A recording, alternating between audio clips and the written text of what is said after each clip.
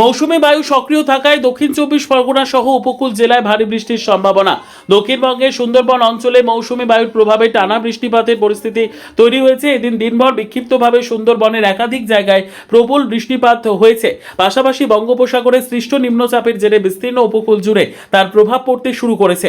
এই আবহাওয়ার প্রভাবে সুন্দরবন সংলগ্ন জেলাগুলোতে ভারী বৃষ্টির সম্ভাবনা রয়েছে।